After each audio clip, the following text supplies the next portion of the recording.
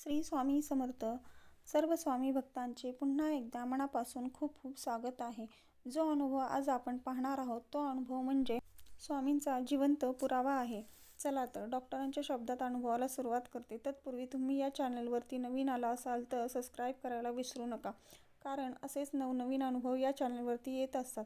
Doctor म्हणतात, सर्वप्रथम सर्वांना श्री स्वामी समर्थ. अनंत कोटी ब्रह्मांड नायक राजाधिराज परब्रह्म भगवान श्री स्वामी महाराजांना माझे त्रिवार वंदन. स्वामी भक्तांनो, मी एक डॉक्टर आहे. माझे नाव आहे डॉक्टर देशमुख. मी लहानपणापासूनच स्वामी समर्थांचा भक्त आहे. पण काही काळ मी कामाच्या व्यापात माझ्या गावापासून थोडा दूर झालो होतो. 1921 साली माझ्या रुग्णालयात एक गंभीर रुग्ण आला.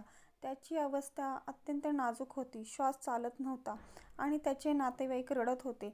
सर्व प्रयत्न करूनही काही होत नव्हते. मी पूर्ण असहाय्य झालो आणि मनातच म्हणालो, स्वामी, आता तुम्हीच काहीतरी करा. माझ्या हातात काही नाही. त्या क्षणी मला कोणीतरी खांद्यावरती हात ठेवला असे जाणवले. मी मागे वळून पाहिले. कोणीच नव्हते. पण काहीतरी शक्ती माझ्या मनात आली. मी पुन्हा उपचार सुरू केले. आश्चर्य म्हणजे रुग्णाचा श्वास हळूहळू परत येऊ लागला. काही वेळात त्याचे डोळे उघडले. सर्वजण थक्क झाले. रुग्णाचे कुटुंबीय म्हणाले, डॉक्टर साहेब, तुम्ही देव आहात. मी मात्र डोळ्यात अश्रू घेऊन म्हणालो, मी नाही.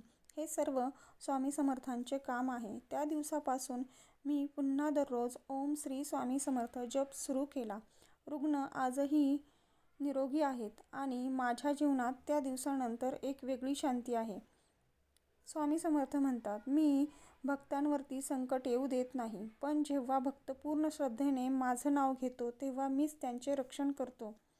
श्री स्वामी समर्थ.